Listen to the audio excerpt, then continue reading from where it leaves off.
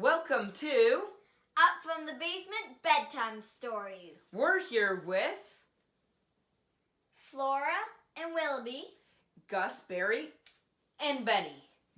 And tonight we'll be reading you The Tale of Peter Rabbit by Beatrix Potter.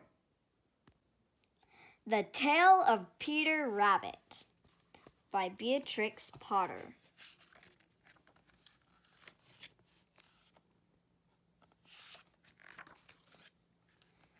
Once upon a time, there were 4 little rabbits, and their names were Flopsy, Mopsy, Cottontail, and Peter.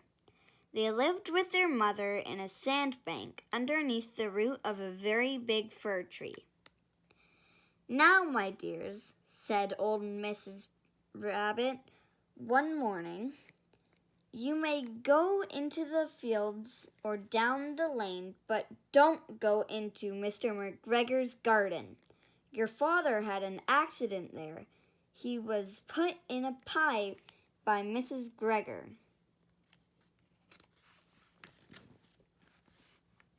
Now run along and don't get into mischief.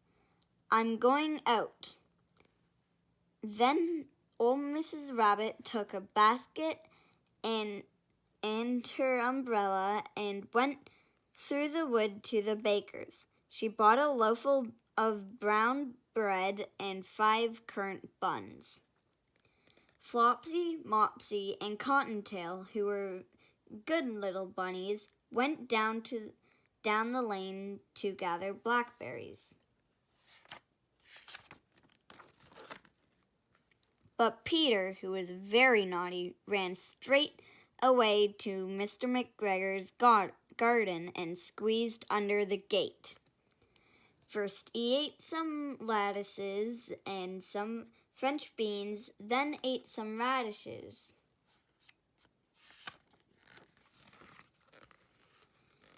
And then, feeling rather sick, he went to look for some parsley. But round the end of the cucumber frame, whom should he meet but Mr. McGregor? Mr. McGregor was on his hands and knees planting out young cabbages, but he jumped up and ran after Peter, waving a rake and calling, "Stop, thief!" Peter was most dreadfully frightened. He rushed all over the garden, for he had forgotten the way back to the gate. He lost one of his shoes amongst the cabbages and another shoe amongst the potatoes. After losing them, he ran on 4 legs and went faster, so that I think he might have got away altogether if he had not unfortunately run into a gooseberry net and got caught by one of the large buttons on his jacket. It was a blue jacket with brass buttons, quite new. Peter gave himself up for lost and shed big tears, but his sobs were overheard by some friendly sparrows who flew to him in great excitement and implored him to exert himself. Mr. McGregor came up with a sieve, which was intended to pop upon the top of Peter, but Peter wriggled out just in time, leaving his jacket behind him, and rushed into the tool shed and jumped into a can. It would have been a beautiful thing to hide in if it had not had so much water in it. Mr. McGregor was quite sure that Peter was somewhere in the tool shed, perhaps hidden underneath a flower pot. He began to overturn them carefully, looking under each. Presently, Peter sneezed. "Kershoo!" Mr. McGregor was after him in no time, and tried to put his foot upon Peter, who jumped out of the window, upsetting 3 plants. The window was too small for Mr. McGregor, and he was tired of running after Peter, so he went back to his work. Peter sat down to rest. He was out of breath and trembling with fright, and he had not the very least idea which way to go. Also, he was very damp with sitting in that can. After a time, he began to wander about, going lippity-lippity, not very fast, and looking all around. He found a door in a wall, but it was locked, and there was no room for a fat little rabbit to squeeze underneath. An old mouse was running in and out over the stone doorstep, carrying peas and beans to her family in the wood. Peter asked her the way to the gate, but she had such a large pea in her mouth that she couldn't answer. She only shook her head at him. Peter began to cry.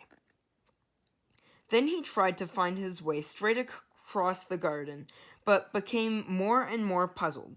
Presently he came to a pond where Mr. McGregor filled his watering cans. A white cat was staring at some goldfish. She sat very, very still, but now and then the tip of her tail twitched as if it were alive. Peter thought it would be best to go away without speaking to her. He had heard about cats from his cousin, little Benjamin Bunny. He went back towards the tool shed, but suddenly, quite close to him, he heard a noise of a hoe. Scritch, scratch, scratch, scritch.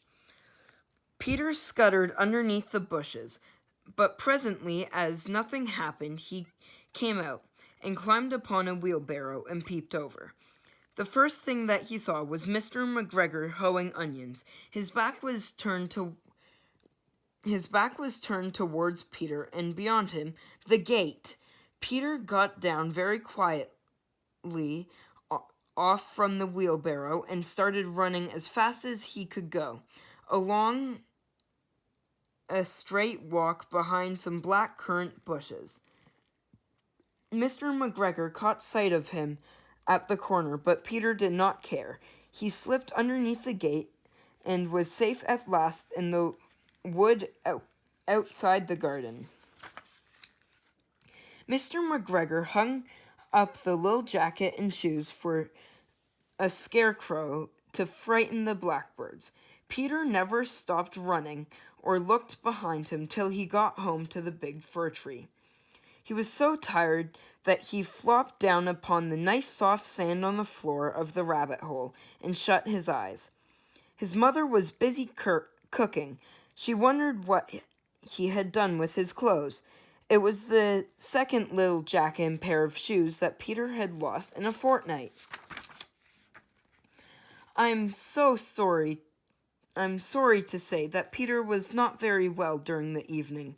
His mother put him to bed and made him some chamomile tea, and she gave a dose of it to Peter, 1 tablespoonful to be taken at bedtime. But Flopsy, Mopsy, and Cottontail had bread and milk and blackberries for supper. The end. That's all for tonight. Good night.